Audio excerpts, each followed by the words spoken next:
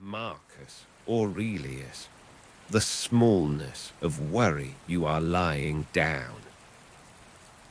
The room is quiet. And somewhere above you, beyond the ceiling, beyond the roof, beyond the clouds, there is a sky. And beyond that sky, stars. And beyond those stars, more stars. Ahem. Tonight, we are going to travel far from the noise of the day. We are going to follow a man who was one of the most powerful people who ever lived.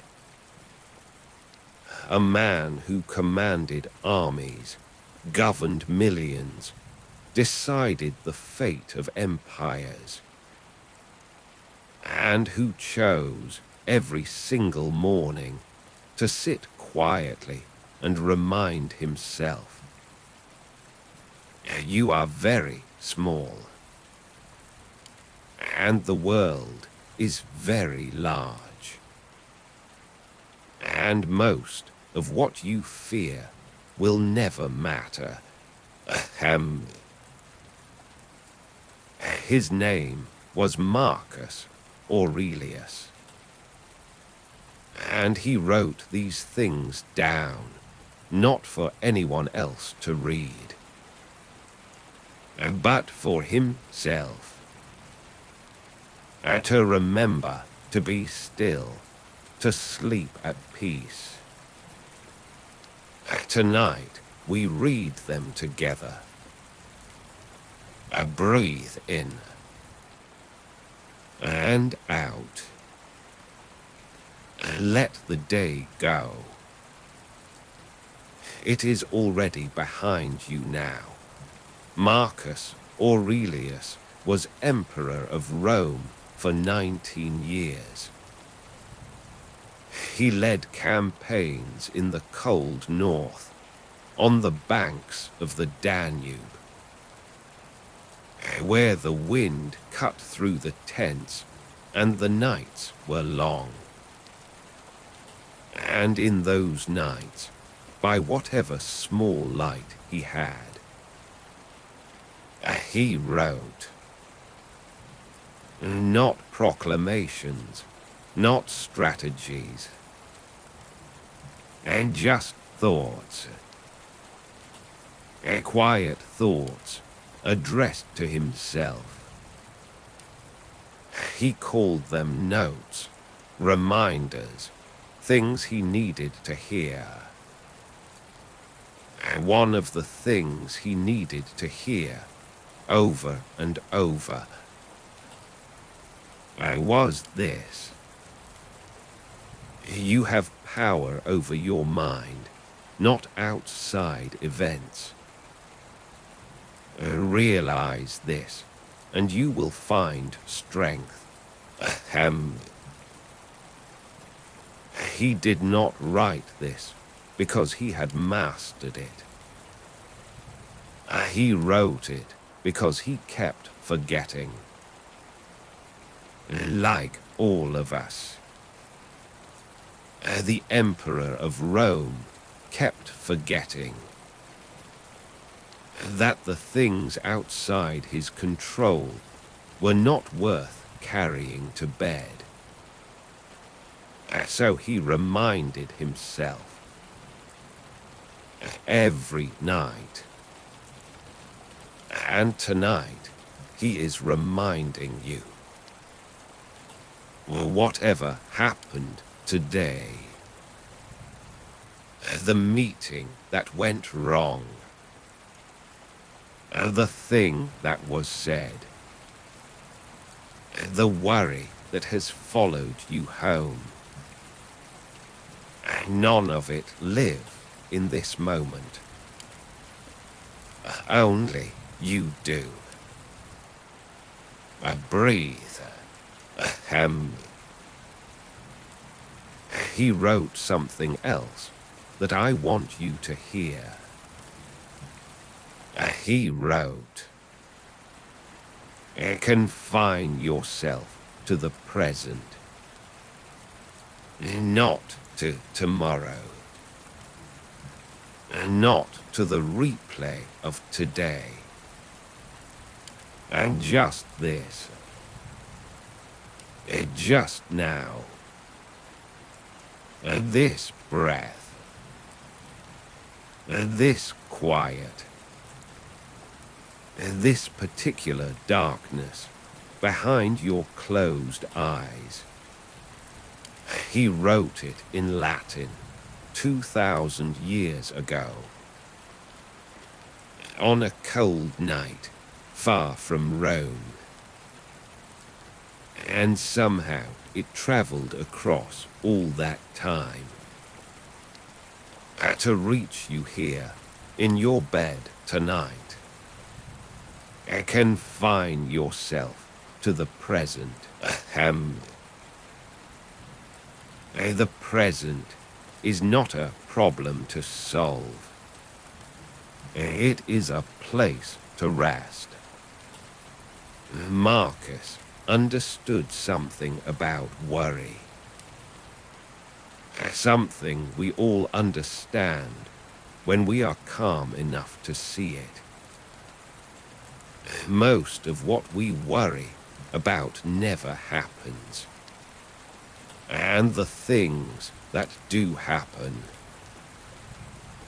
we handle them when they arrive. We always have. You are still here. You have survived everything the world has thrown at you so far. That is not nothing. That is everything. He had a particular practice that I want to share with you.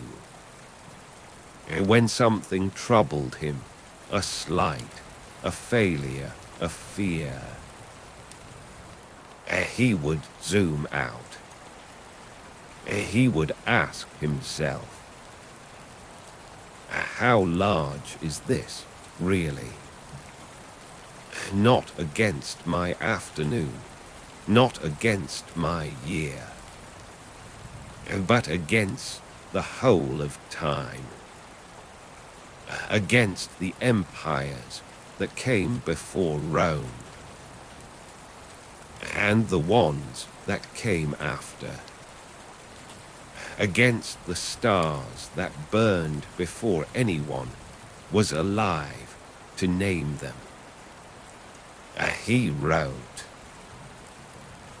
how many a Chrysippus, how many a Socrates, how many an Epictetus have time swallowed up already? All of them. Every great mind, every great empire, every great worry. They're swallowed by time. And the world moved on quietly, as it always does. Your worry,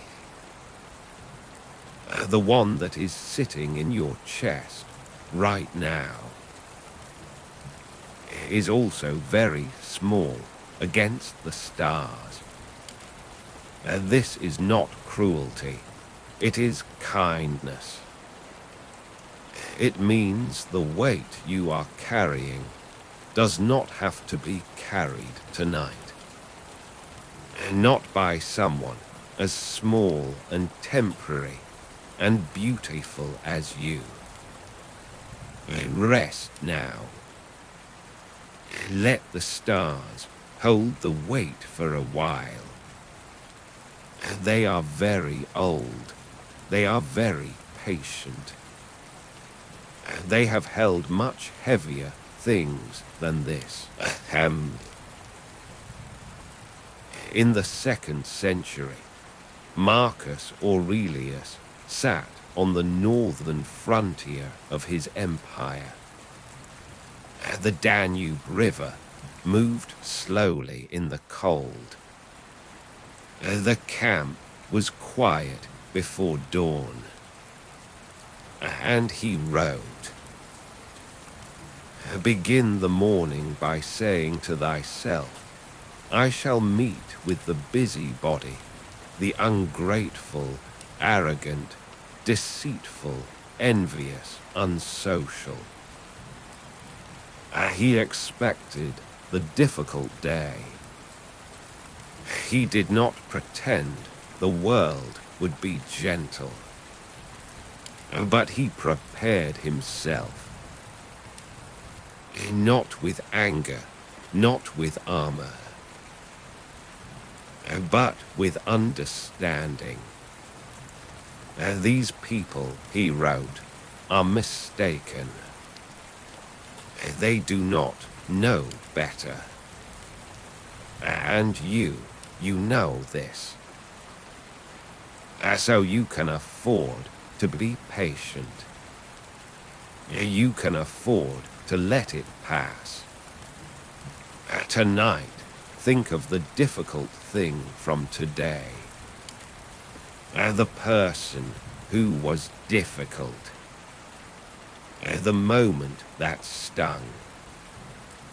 Marcus would say they were mistaken. And your job is not to correct them tonight. Your job is to sleep. Let them be mistaken. Let the whole world be a little mistaken. It usually is. And you can rest anyway. He wrote about the body too. About tiredness. About the weight of a long day. He wrote, "When you wake up in the morning, tell yourself, the people I deal with today will be meddling, ungrateful, arrogant, dishonest, jealous, and surly." But notice, he still woke up. He still rose. Every morning. Which means every night. He let go of the day that had just passed. He gave it back. He returned the weight of it to the universe. And he slept. You can do the same thing tonight. The day is asking to be given back now. You have held it long enough. You carried it from morning to evening. You did your part. And now you can set it down. Here. Right here. In this bed. In this darkness. Set it down. Near the end of his meditations, Marcus wrote something very soft. Something that has stayed with me. He wrote, "Receive without pride, relinquish without struggle. Receive without pride, relinquish without struggle." These 6 words are a complete philosophy of sleep. Receive the day, whatever it gave you. Without pride, without thinking you deserved better, without adding a story. And then relinquish it. Without struggle. without holding on to what went wrong, without replaying what you could have said, just receive and release. Breathe in. Receive this breath. Breathe out. Relinquish it without struggle. The body knows how to do this. It has been doing it your whole life. Every breath is a small practice in letting go. You are already very good at this. You have been letting go with every exhale. Since the first moment you arrived in the world, in the final pages of his meditations, Marcus writes to himself about death, not with fear, but with something like relief. He writes about how many great people have already gone. Philosophers, warriors, kings, all of them swallowed by time. All of them resting now. And he does not mean this as a horror. He means it as a comfort. That there is a place on the other side of all our striving. That is completely still. And every night in sleep, we touch that stillness. We practice it. We borrow it for a few hours. And then we return. Tonight, you are borrowing the stillness. The Emperor of Rome is giving it to you. All his wisdom. All those cold nights on the Danube. All those mornings of beginning again. Are distilled into this. The day is done. You are small against the stars. And that is the most peaceful thing there is. Let your body become heavy. Let your thoughts slow down. Each one arriving and drifting away, like clouds moving across the stars.